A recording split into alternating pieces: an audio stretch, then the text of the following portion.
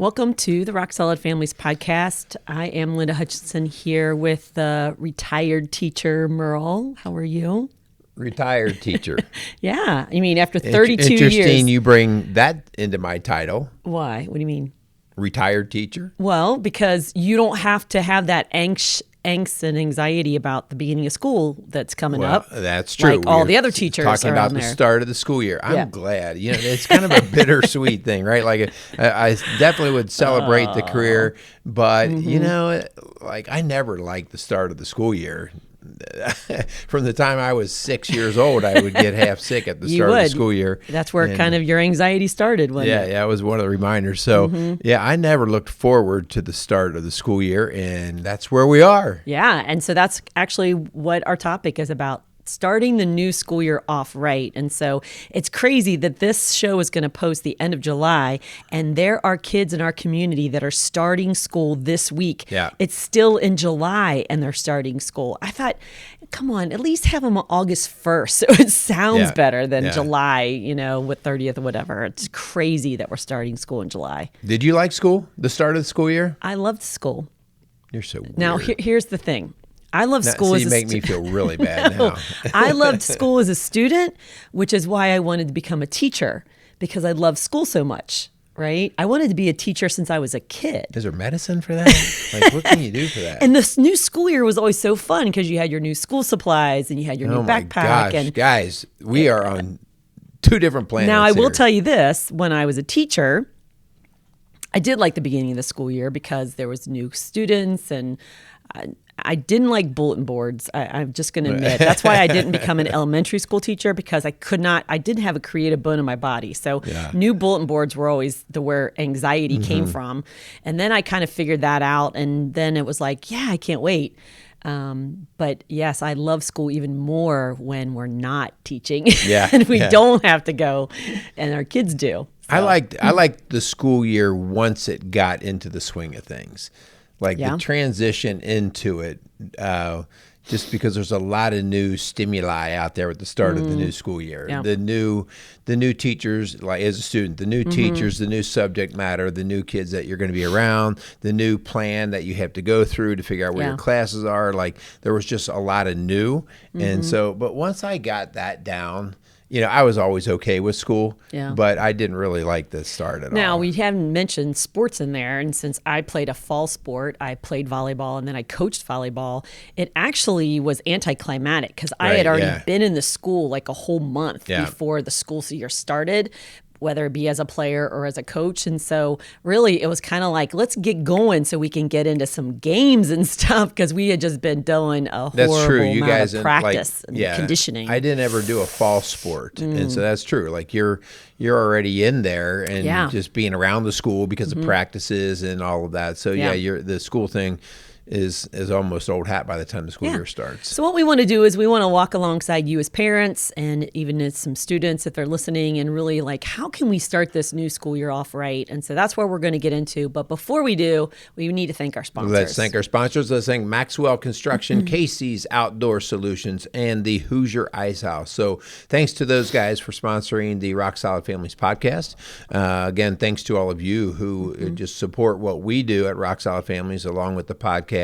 Do us a favor, give us a 5-star rating, share our shows. These are things that just help with the conversation as well as people finding us on the search engine. So thank you. Do you know what also is this week? And it's not in my notes, and I don't know if you realize this. When this show airs, what is happening this same day? The same day? See, you're not going to remember. But August 29th is or July 29th is also the first day of our new hire. Oh, I'm so excited. Sorry, Bridget. Sorry, forgot you. Bridget Price is our new assistant director. She begins this week. She's also our adolescent specialist that she's going to be working with teenagers, specifically teenage girls, young adult women, even younger moms. And so we're really excited about that. So she's going to start off, and she was a little nervous because she heard from Jenna that we put them on the podcast right away. So she was already nervous. You guys nervous. will get to meet her on the podcast. We'll have her on there. But couple weeks, yeah, we figured. You guys are going to like her, and our clients are going to like her. Yeah. She's got a ton of personality, super sweet, and knows what she's doing with her experience. So we're really looking forward to her joining our team and just adding a whole new facet to what we can cover. So she's a licensed social worker that has spent the last 5 years in the school system as a school counselor, which is your background. Right. And so she really has worked with those kiddos, that population and those families. And she has a heart for the Lord. She has a heart for kids and families. And so we're so excited to have her join our team.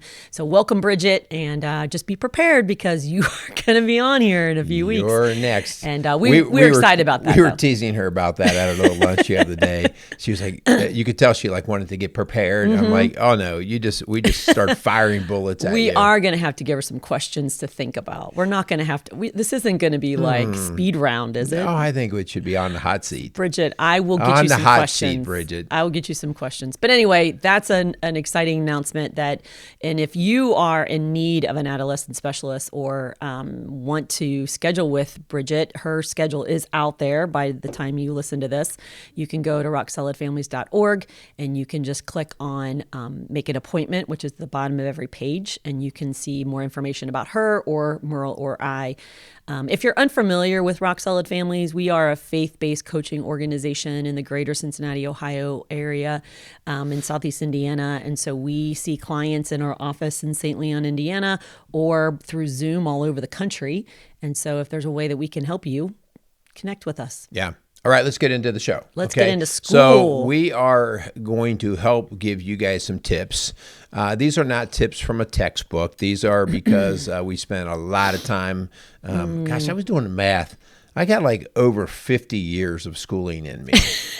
That doesn't. You mean as a speak student and yes. as a teacher? And counselor? All combined. So.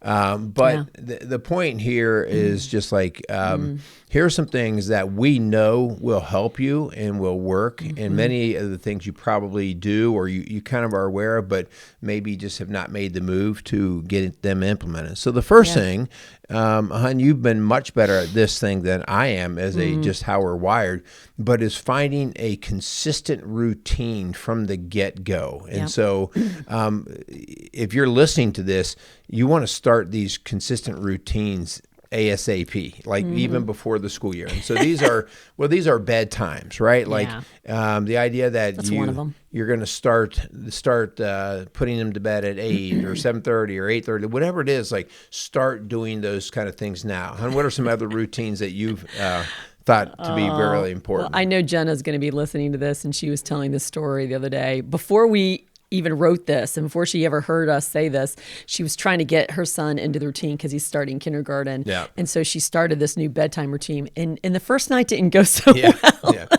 She was telling stories, but that is one of them. But another one is something as simple as a nightly dinner routine where you guys sit around the table after school and really unpack that day. Let them feel like they have a safe place to go with their stories and their worries and concerns. And it gives you a chance to really connect with them on a regular basis. And if you are literally eating Wendy's through the drive-through and sitting in a car on the way to practices every day and you're never really having that routine, you're creating more anxiety for your child. And so whether it be packing their lunches the night before or laying out their clothes or whatever that is, if they know that every day they come home from school, you are waiting at the bus stop for them or you're putting them on the bus every morning, they just need to know there's this consistent routine that makes them feel safe and secure. Yeah. That's huge. Yeah, especially the younger ones. That's what we're mostly talking about there. Also, on top of that, I'll just say, and any routine that they can be responsible for themselves. So, because I know what you were thinking, you said lay out their clothes. That means the kids, you might, for the kindergartner, help lay out the clothes. But really, like if they're a kid who's pretty scattered in the morning or they don't wake up well. Hey, it's 7:00. We finished dinner. Go out and lay your clothes out that you want to wear tomorrow. Like that's their routine, so that in the morning they're not running around going, "This doesn't fit. I don't know what to wear. I don't know where my shoes are." Yeah, and the next thing you know, they're all running around like their hair's on fire. Yeah. So those are really helpful right there. Yeah. So we have a son who has ADD, and so in the morning he would be the most scattered, and so he is like, I want to pack lunch and I don't know where my shoes are and I don't know what to wear and I don't have anything clean. And so if we could get ahead of that and he could do those things the night before, then that really alleviates a lot of the tension in the morning. And we will say, he's at an age now that we don't do that for him, right? And there's many, many, many times that he doesn't do that for him. And so the next morning, we don't really give a lot of leadway into him being in a bad mood or throwing that on other people because things aren't going well. It's like, no, these are the things you have to be responsible for. Okay, so I'm going to throw this in here while we're on this subject, and that is we have already we've gotten ahead of it and set a boundary that if our children forgot their backpack or their lunch or their Chromebook, we give them one pass a quarter.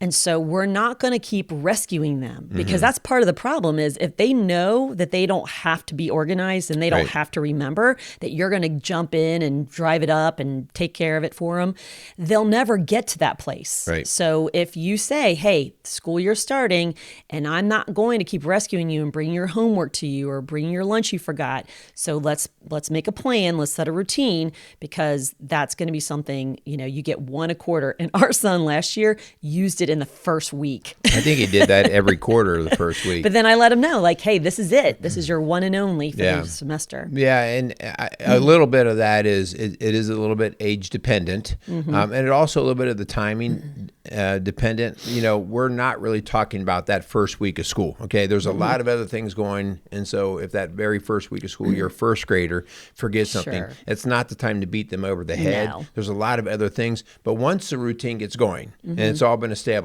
that's when you go, okay, it's kind of a one and done kind of thing or those kind of things. But it is a little bit age dependent. I was talking about a 16-year-old, right? It's different than, you're right, a kindergartner. So, but again, we're trying to work toward independence and responsibility and self-reliance, so they can get that resiliency they need. Yeah. So the second one that we really want to emphasize, and I heard some of you in your brain, I heard you on the first one when Linda said, when you find yourself going through the Wendy's drive-through and you're eating on the run, and I heard some of you in your brain say, well, if you knew how busy our schedule was. And so this is really a lot of what number two has to do, and that is you have way more control than you realize. And set the priority early over your marriage, your family, and then the activities. And if the activities are, we understand, a night, we're not saying 7 nights a week you all have the family dinner. If you can do that, great. But what we're saying is you are the one in charge of the schedule. And if you have coaches and other people saying, well, I'm sorry, this is when the practice is, or this is what we do, you really need to reevaluate what you're doing here because it's causing chaos within the family. And many times we've talked on the Fuse, that chaos causes anxiety, especially with all people, but especially with the little kids. Yeah, our elementary kids. Our culture has parents convinced that a full busy schedule equals a good parent. And we're just saying that is a lie of the enemy. And when it's destroying and undermining your family and the health of your marriage, something needs to change. So prioritize your marriage and family over activities, which kind of leads to number 3. Yeah. And so we talk about here consumed by all the extras. And one of the big extras would be the activities in the calendar and schedule. But there's so many other big extras. And the extras are making sure your kids have everything, making sure your kids have every experience, making sure they have all of the coolest of this, that, and the other. And it's all these extras that they just don't do anybody any good. And the next thing you know, your kid is focused or distracted by these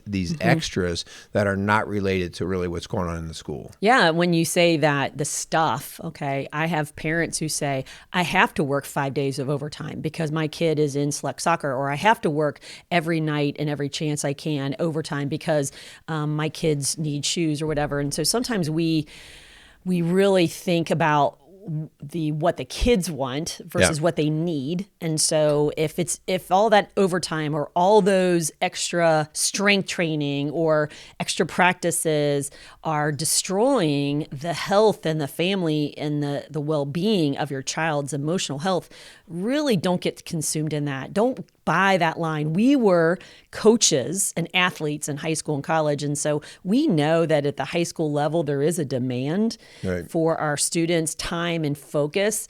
But this is starting now in at your elementary. 3rd grade. Yes, elementary school. Well, they're in level 2 of gymnastics, and they have to go 5 nights a week on the other side of Cincinnati, and we have to pay $3,000 a month and I'm like, they're in the 3rd grade. Yeah. They're not Olympic stars. You're right. Let's stop fooling ourselves. Why are we throwing all that money into what this pay-to-play mindset that people are in? There's a parent out there that's listening right now, and they're thinking, well, how would your kid ever be an Olympic star if you didn't do that? And I will just tell you, we've known some exceptional athletes.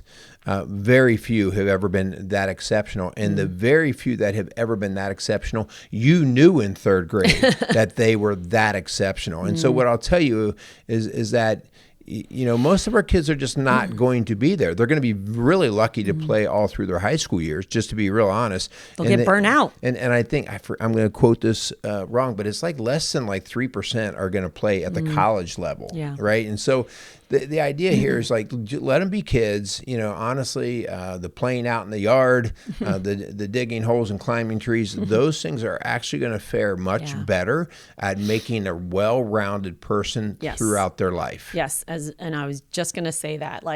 It's better to have a well-balanced, well-rounded child who knows how to turn it off, who knows that their life is more than that sport or that activity, and that those were some of my best athletes, were the people who kind of knew this isn't my life and I'm not all consumed by my identity in that sport.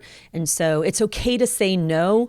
It doesn't make you a bad parent, please, especially on the elementary school level. Please don't buy into the lie that more is better, because it's really a lot of times, most of the time, not. Yeah. Boy, that's a whole show right there. Okay, let's go to the 4th point. And the 4th point this is one that I always stress so much from my counseling perspective. Parents, the teachers in the school need you. So invest appropriately. And we're going to talk a little bit about what appropriately means, all right? Appropriately in your school. Get to know their teachers. Get to know the principal and the counselors. Get to know the coaches. And when I say that, I mean, just introduce yourself, all right? And one thing that I want to encourage you to do is allow them to do their job. It doesn't mean you don't keep a watchful eye. It doesn't mean you don't have standards on them. You absolutely should do all those things.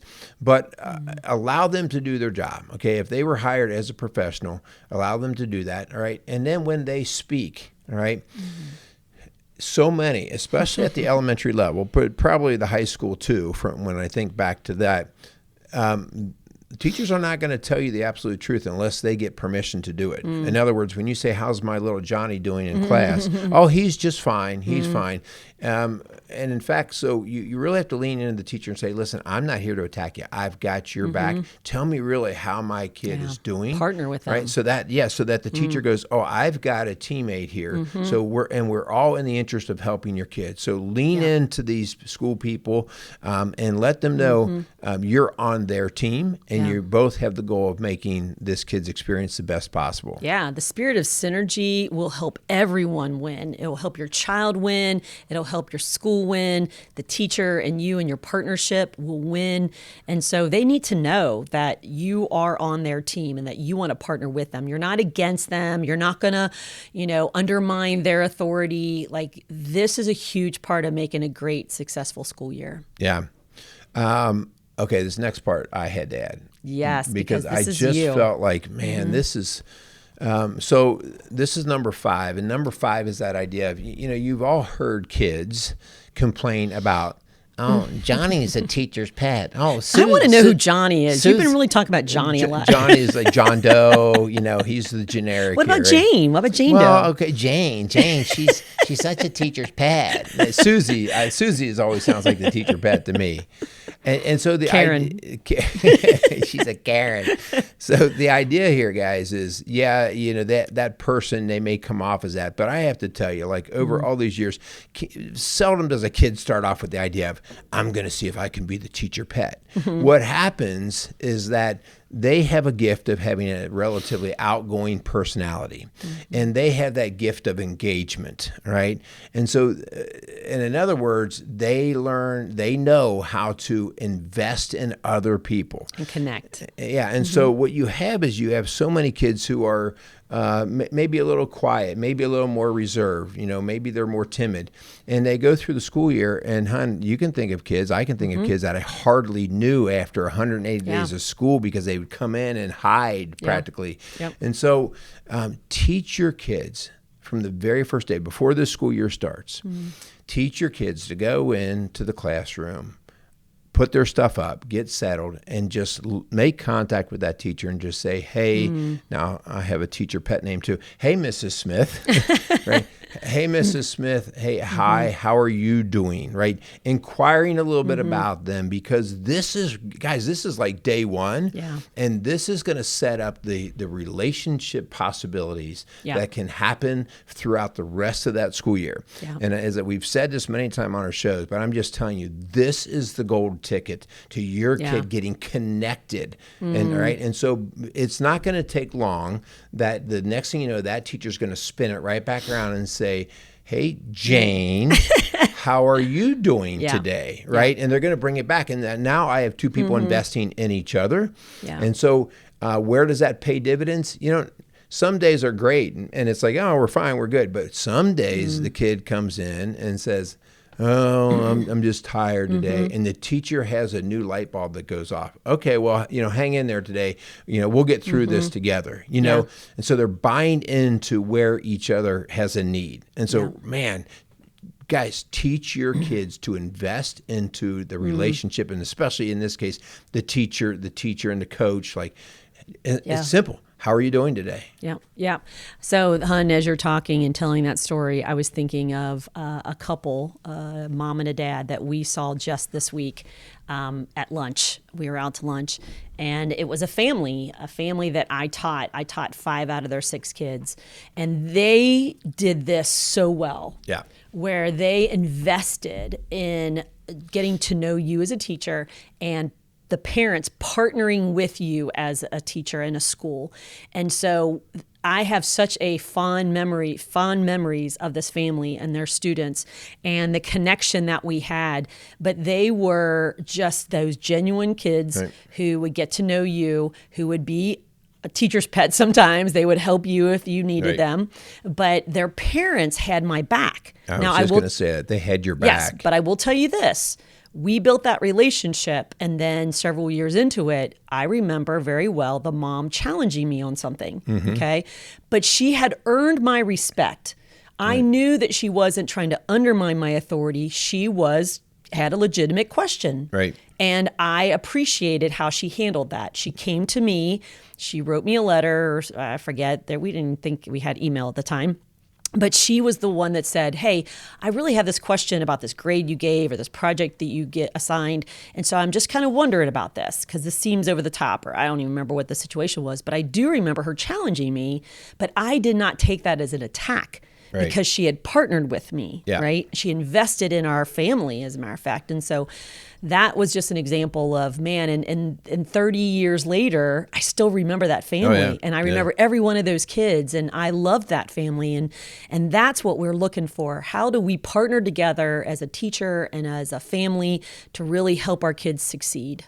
Oh, I just can't speak highly enough of that situation, hon, because I remember, too, that most of those guys were boys, right? They were. And they were great boys, but a little ornery. They were. Right? They got in some trouble. Yeah, a good ornery, right? And so they had the teacher or those parents had your back, and those boys knew that if Mrs. Hutchinson said this, that they were going to reinforce it. And so that made for better behavior out of those boys. Left unchecked or even against you, that could have been chaotic, right? If these were big boys. Well, and these were influential parents. And so if these would have been parents that came in and said, you know what, this is what my kid said, right away, everything really goes south there. Right? And now what's so cool is to see them as parents, and to see them kind of leading the way, kind of following the example of their mom and dad, investing in their schools, being engaged with their students and teachers, and really creating a dynamic now where we know that one of the grandchildren, and she's known as a very respectful, strong leader in the school because of what the example of parents and grandparents have done. Yeah, generational for sure. All right, the last point, guys, that we have, and it may seem trivial, but it's really not. It's setting the tone for how the school year and how school is approached. And so, I can think of 3 different approaches, and that would be a negative tone, being a naysay, oh, school's ridiculous. Oh, don't worry about that. That's stupid. My parents were the one that you probably wouldn't think of, and that would be a neutral tone. Yeah. They really just didn't weigh in on school. Yeah. Right? Which really left me to be the guy who decided whether school was good or bad. Kind of hanging, left hanging. Yeah. And so because they just weren't, they were not uninvested, right? They would attend the meetings that they had to and everything, but they were just more neutral. And then there is the one who sings kind of the praise, not necessarily of the school, but of education, of, hey, this is good, this is important. And so if the opportunity here is always free, remember, you're the hero, you're your kid's hero. And if you can sing the praises of, hey, school's good. Hey, it's going to be a good day at school today. Hey, your teacher, your teacher's doing the best they can. Like these kinds of things, your kid will buy into that, and it will help them get over the humps. Yeah. They're going to take the cues from your actions, your attitude, your words. And so please, if they hear you complaining or undermining the school or the administrators, man, they're going to do the same. And so please, and this was not, thank goodness, was not available when we were teaching, or most of the time when I was teaching. Please do not air your dirty laundry out on social media. That is not going to do anybody any good. And you might feel better in the moment, but you're really undermining everything good that could happen from this. And so I would appreciate it if you struggled with something a teacher or administrator did, that you go to them. Matthew 18 principle says you go to that person directly if you feel like they've sinned against you. And if that doesn't work, if they won't listen, then you take someone else. And so maybe go to the teacher directly, talk to them privately without your child in the room or in the earshot. And if it's not handled, then take the administrator, invite them into the conversation and say, hey, can we sit down and talk through this? Because I tried to talk to Mrs. Smith and nothing got resolved. And so I really don't want to see it escalate or get worse. So please, can we do something about it? But social media, man, that's actually a coward's response, because that just kind of hides behind. Even if you use your name, you're not looking that person in the eyes, and you're not teaching your child how to resolve conflict in a healthy, God-honoring way. Yeah, that's good stuff there. All right, so guys, really, those are our points to get things started with the start of the school year.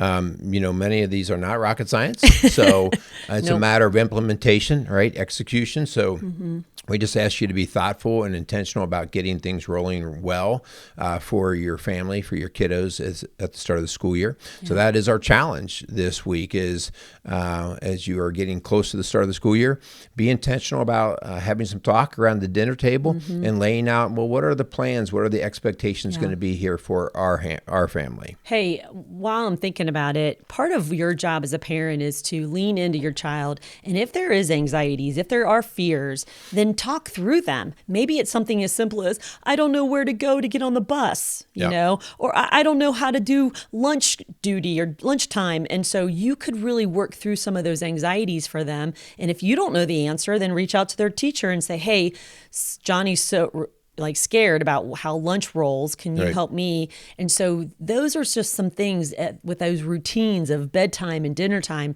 that you can work through them as they come up. But man, we are praying for you as parents. We're praying for all of our students starting the new school year. We're excited for them. We're praying for the teachers and the administrators and the bus drivers and the cafeteria workers and the coaches and all those folks who are going to begin this new season, this new year, and hopefully start it off right. Yeah. We have been blessed with a great school community around here in our area, and it is so much to do with solid parents, solid teachers, and people buying into the whole idea that we want the schools to be solid. And so hopefully you can find something of that nature in your neighborhood. All right. So we want to thank our sponsors, Maxwell Construction, Casey's Outdoor Solutions, and the Hoosier Ice House. And again, if there's anything that we can help you guys with, you can check out our webpage at rocksolidfamilies.org, or you can give us a call. I mean, if you've got a student, a child with some anxieties to start or whatever, and how you want to know how to handle them better or whatever, call us at 812-576-7625. And I think that's all I've got. Yeah. So thank you so much for listening to the Rock Solid Families podcast, building a stronger community, one family at a time. Make it a great day. I never liked the start of the school year, Linda. I love school. Oh, thanks.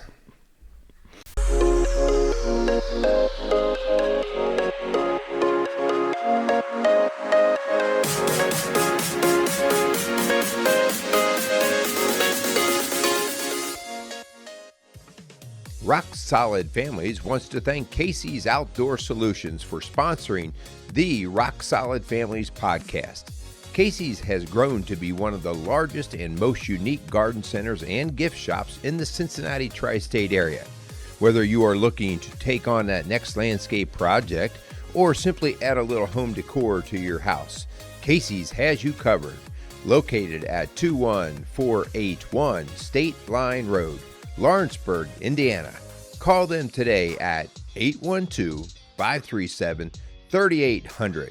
Let Casey's help you add beauty to your home.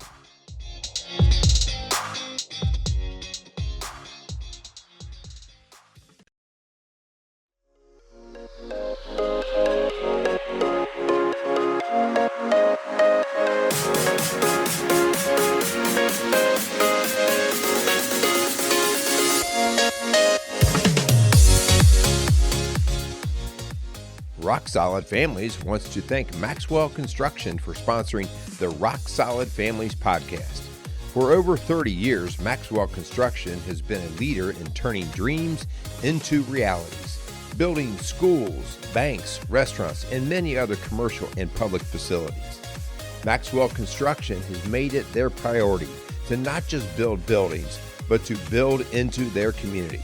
So if you have any construction needs, call them at 812-537-2200.